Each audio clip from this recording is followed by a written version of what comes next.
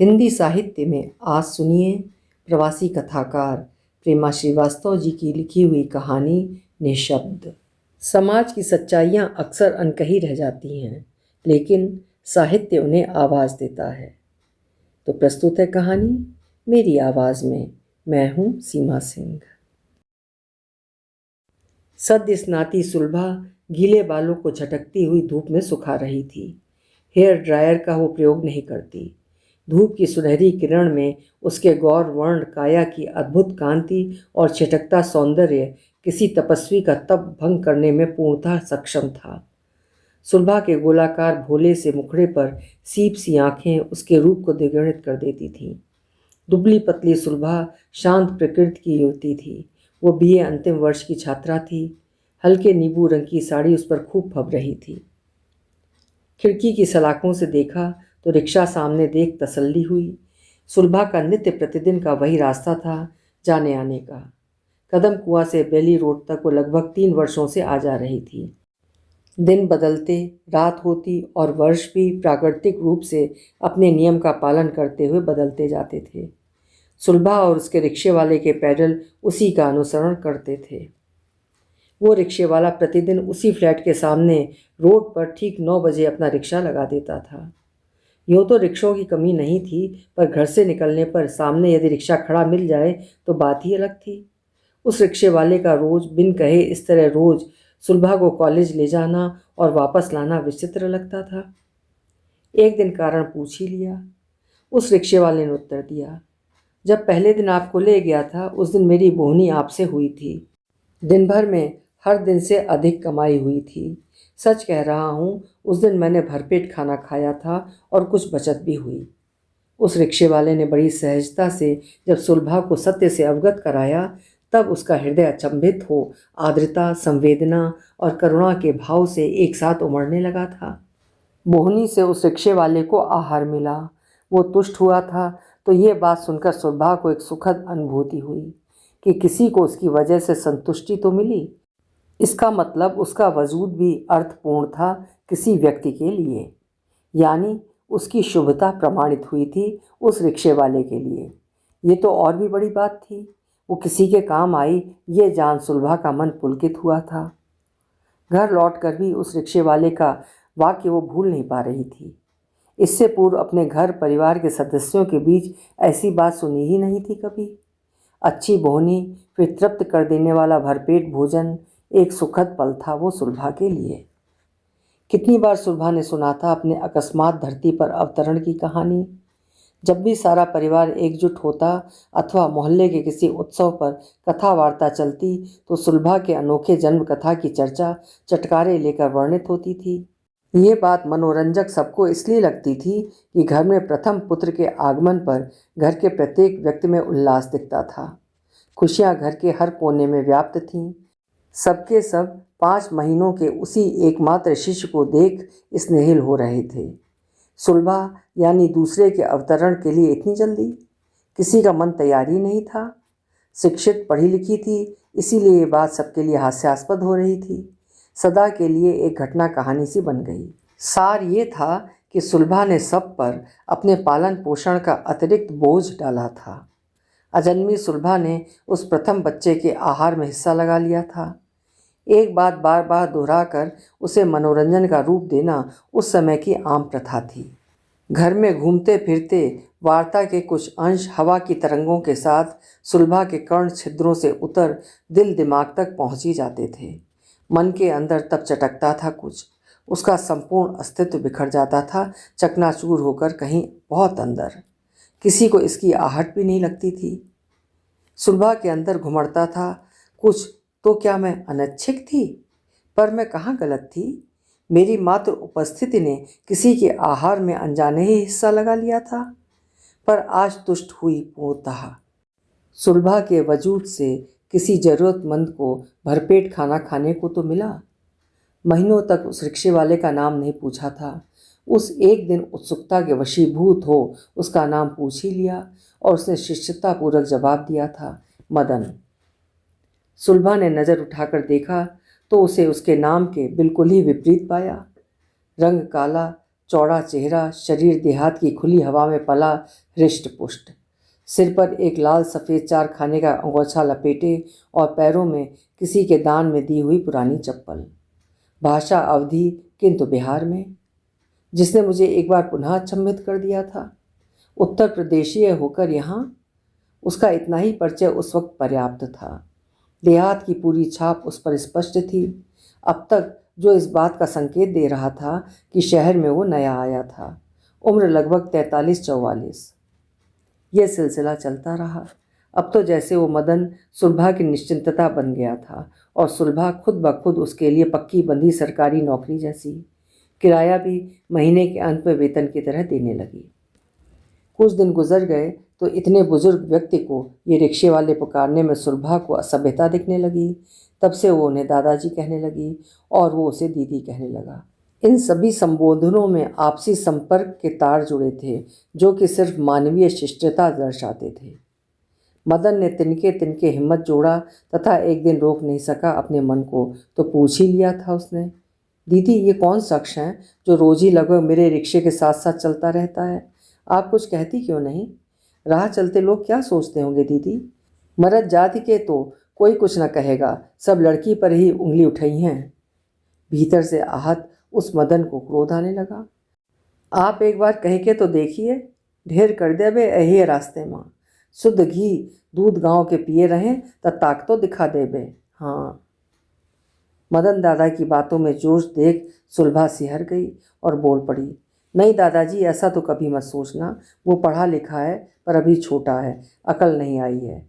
ये मेरे इसी मोहल्ले का रहने वाला है, अपनी माँ का नितांत दुलारा, सिर चढ़ा, तभी तो किसी की बात अनसुनी कर देता है। अपने मन का मालिक है, लेकिन बदले की भावना से कोई अनुचित कदम उठाना भी तो नीति विरुद्ध है। उसके सामने लंबा जीवन पड़ा है, घर परिवार की देखभाल करनी है, पुलिस थाना का चक्कर उसका भविष्य उजाड़ देगा। मदन से बात करना व्यर्थ था क्योंकि वो अपना आपा खो रहा था। मदन अपनी जगह सही था क्योंकि उसको अशिष्टता नापसंद थी। मैं अपनी जगह गलत भी नहीं थी। वो व्यक्ति उम्र के जिस कगार पर था उसे सही गलत के अंतर की इतनी समझ कहाँ थी? अन्यथा अपनी ही बहन की अभिन्न मित्र मैं थी जानते हुए भी शौकिया वो रिक्शे के ही साथ क्यों चलता? कुछ दिन बाद वो स्वतः बदल जाएगा। अपनी सहेलियों से इस विषय में चर्चा अवश्य कर सकती थी। सुलभा सोच में पड़ गई थी। घर में इस बात का जिक्र करना एक तरह से तूफान को बुलावा देना था। पहले ही रूढ़िवादी परिवार ने उसकी आगे की पढ़ाई का घोर विरोध किया था। इतना पढ़ना किस लिए? नौकरी करनी है क्या? उस पर खर्च अलग।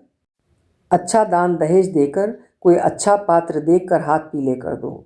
सबसे बड़े ताऊ जी ने पापा को हिदायत देते हुए आदेश दिया था। कितने आंसू बहाए थे उसने उस दिन। और सहेलियों को उनके अभिभावक की ओर से इजाज़त मिल चुकी थी। अब सुलभा की सारी सहेलियां उसी की प्रतीक्षा कर रही थीं। कितनी गुमसुम हो गई थी वो उस समय। नीरू, मेरी प्रिय सहेली को तो मेरा हाल अब तक याद है। मंगलवार का दिन था। मैं कॉलेज पहुंची पर 2 क्लास उस दिन सस्पेंड था। उसके बाद सीधा अंतिम पीरियड था। खुले परिसर के मुलायम मखमली घास पर बैठे थे हम सब। अवसर देखकर मैंने अपनी समस्या रखी तो सभी सहेलियां सतर्क हो मेरी समस्या पर गौर फरमाने लगी थीं। सबको पता था कि कॉलेज के दाखिले में उनकी प्रिय सहेली को कितने पापड़ बेलने पड़े थे। सुनते ही कॉलेज जाना बंद हो जाएगा, जो वो कतई नहीं चाहती थी। नीरू ने स्पष्ट किया, ये बात तो पक्की है कि वो व्यक्ति गंभीर नहीं, एक छिछले व्यक्तित्व का असंवेदनशील पुरुष है। किसी की परवाह न करने वाला, अपने मन का अनुगामी है। उसके लिए अपनी इच्छा सर्वोपरि है। पुरुषत्व के अहंकार के मद में चूर है। सुलभा ने अपने रिक्शे वाले मदन के क्रोध की चर्चा की थी कि उसके एक इशारे पर सड़क पर ही मारामारी का दृश्य मदन खड़ा कर देगा, जो वो बिल्कुल भी नहीं चाहती। ऐसा आचरण परवरिश में असावधानी के कारण होता है, नीरू ने कहा। गलती उसकी नहीं, पुत्र रत्न कहा जाता है इनको परिवार में भी और समाज में भी। अहंकार तब अंकुरित होना निश्चित है। अहंकार एक बेल ही तो है जो बढ़ती जाती है। धीरे धीरे व्यक्ति मानसिक रूप से उसमें उलझता हुआ फंस जाता है। घर में लड़के और लड़कियों को समानता जहाँ नहीं समझाई जाती, वहीं पर नासमझ होने लगते हैं लड़के। निम्न घराना हो या उच्च, किसी व्यक्ति के दिल दिमाग में यदि पुरुष ही श्रेष्ठतम का भाव जमकर बैठ जाए तो वो सदा के लिए ही अमिट हो जाता है। घर में उनको सबसे ज़्यादा मान भी दिया जाता है। कभी बड़े बुजुर्ग उनको यह नहीं बताते कि नारी सम्मान का वास्तव में अर्थ तथा प्रयोजन क्या है और क्यों है। किस बात में पुरुष को श्रेष्ठतर मानते हैं? शारीरिक शक्ति में? अगर ये ऐसा सोचते हैं तो इनकी सोच गलत है। प्रतिदिन की आवाजाही ने दादाजी से उन्मुक्त बातचीत का अवसर प्रदान किया, अतः वो सुलभा को घर जैसा ही प्रतीत होता था। कुछ बातें अपने गांव की कभी वो पुलक पुलक कर बताता तो कभी सुलभा किताबी बातों से उसके ज्ञान की वृद्धि करती थी। एक दिन सुलभा ने मदन को पौष्टिक आहार विशेषज्ञ समस्त स्त्री वर्ग के लिए पौष्टिक आहार की अनिवार्यता बताई तो पूरी तरह सहमत हुआ था। आप ही सोचें, जब घर में पौष्टिक खाना केवल पुत्रों को पुरुषों को ही दिया जाएगा तो शक्तिशाली भी तो वही बनेंगे। आधे घंटे की दूरी तय करने के बीच मदन से कुछ ना कुछ ज्ञानवर्धक बातें हो ही जाती थीं। मेरा समय कटता और उसको नई जानकारी मिलती। इसके विपरीत सबको खिलाकर बचे कुचे भोजन से पेट भरने वाली महिलाएं सशक्त किस तरह रहेंगी? प्रजनन क्रिया के कारण उनको पौष्टिक भोजन की अधिक ज़रूरत होती है, पर इस समाज में यही उल्टा नियम चलता आ रहा है सदियों से। लड़कों की थाली भरी पूरी और लड़कियों की थाली में सूखा बचा खुचा आहार। ये अंतर ही तो बिगाड़ता है मदन। लेकिन अब बदलाव आने लगा है लोगों की सोच में। मदन को जैसे मेरी बातों ने कुरेद दिया हो, अनायास फूट पड़ा। मदन को अपनी पहली पत्नी, अपनी बड़ी बेटी और गांव की अनेक स्त्रियां याद आ गईं जो प्रसव के दरमियान जान से हाथ धो बैठी थीं। कमज़ोर शरीर से कमज़ोर बच्चों की उत्पत्ति, जच्चा बच्चा दोनों अक्सर दम तोड़ देते थे। नारी का सम्मान पुरुष नहीं करेंगे, ऐसी ओछी हरकत भी करते रहेंगे। अपने पुत्रों की ओर से निश्चिंत होकर रहना कदापि उचित नहीं। हम झगड़ा लड़ाई करें तो बात और उलझेगी। मदन शांत हो गया था।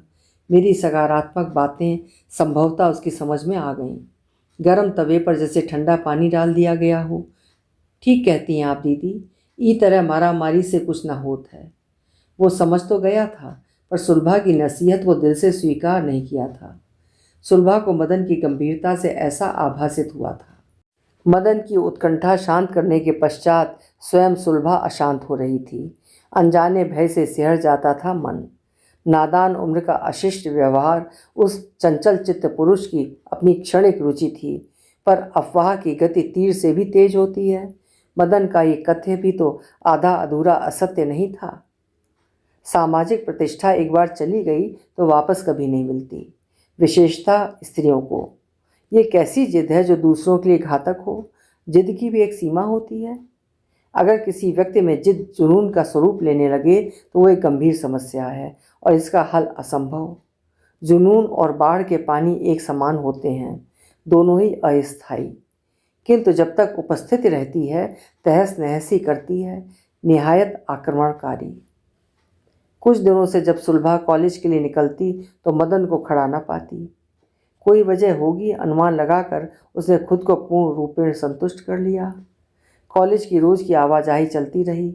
मदन रिक्शा चालक था, रोजी रोटी के निमित्त यह कार्य करता था और वो एक जरिया अथवा उसकी छोटी सी आय प्राप्ति का साधन। बस इतना ही सौहार्द का नाता। मदन के लिए किसी तरह की चिंता न करना जितना स्वाभाविक था उतना ही अनावश्यक भी। रविवार का दिन था, मूसलाधार बारिश तथा देर तक सोने का विशेष दिन। आराम से उठना था, किंतु इस खास दिन बुआ जी के घर भी जाना था। रूबी दीदी 3 वर्ष बड़ी थी, बहन से अधिक घनिष्ठता, सहेली जैसी थी, तो परिणय उत्सव की हर रस्म में शामिल होना नितांत जरूरी था। संध्या बेला थी। क्षितिज पर अस्त होते सूर्य की लालिमा अपनी सत्ता संकुचित कर पल पल ढलते हुए गूढ़ संदेश देकर ओझल हो रही थी। उसी समय मैं अपने परिवार के संग निकली थी बुआ जी के घर के लिए। रूबी दीदी का अनंत प्रेम की वैवाहिक सुखद परिणत का शुभ दिन था। रूबी दीदी के प्रेम प्रसंग की प्रथम गवाह एकमात्र वही तो थी। उन दिनों मध्यम परिवार में कार का प्रचलन नहीं था, अतएव हमने रिक्शा ही कर लिया था। थोड़ी दूर ही अपना गंतव्य रह गया था कि चौराहे पर रास्ता जाम हो गया। 15 मिनट तक रिक्शा अचल रहा। अगर समय पर न पहुंची तो मस्ती के सारे पल ही हाथों से सरक जाएंगे। सबकी नाराजगी के ताने भी सहने पड़ेंगे, वो अलग। रिक्शा वाला खबर लाया, मारा पीटी का मामला है, पुलिस आई है, अब रास्ता खुल जाएगा। किंतु मैंने रिक्शा की राह बदल दी ताकि जल्दी पहुंचे। रूबी दीदी पीली साड़ी में हल्दी के लिए बैठ चुकी थीं। जीवन का महत्वपूर्ण पल होता है ये। हल्दी तेल से लिपटी, पर वहाँ भी भविष्य के अतिशय सुनहरे रंग मुखर हो रहे थे। रात की थकी अलसाई सी सुलभा आधी नींद से उठकर बरामदे में आई। आंखें अधमुदी, पर सुलभा कुर्सी खींच बैठ गई। किसी ने गर्म चाय हाथों में थमाई तो सचेत हो उठ बैठी। चाय की चुस्की भली लगी। न्यूज़पेपर पढ़ किसी मेहमान ने मेज पर लाकर पटक दिया। बातों का सिलसिला पुनः शुरू। अनायास पेपर के पहले पृष्ठ पर मदन की तस्वीर देख सुलभा ऐसे चौंक गई जैसे उसे करंट लग गया हो।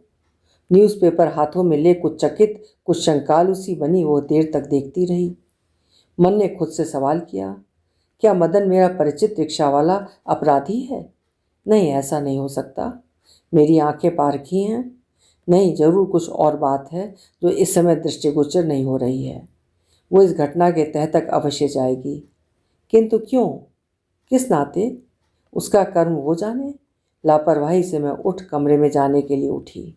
जमीर ने तब जोर का एक झटका दिया मेरे दिल दिमाग दोनों पर। मानवता कोई रिश्ता नहीं? बिल्कुल है। सद्भावना मानव जीवन का आधार है, यही मानवता की परिभाषा भी है।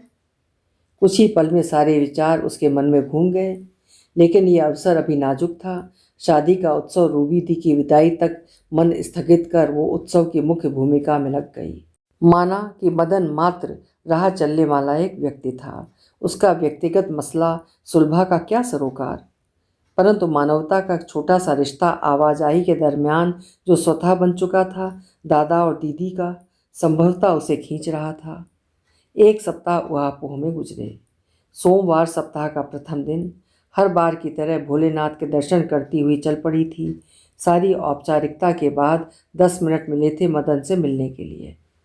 मदन सुलभा के सामने आया। हर समय की भांति सामान्य, बेखौफ, सत्यता प्रकट करती निश्चल आंखें, साथ में संतुष्ट मुखार बिंदु जिस पर पश्चाताप का लेश मात्र भाव भी न था। सुलभा उससे कुछ पूछती, उसके पहले वो बोल पड़ा, मैं उत्तर प्रदेश से यहाँ आया ही था उस दरिंदे की तलाश में।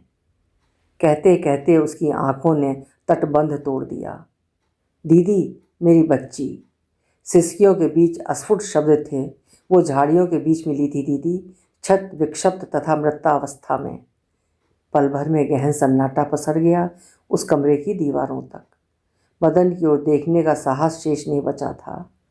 मैं निःशब्द उसे देखती रही।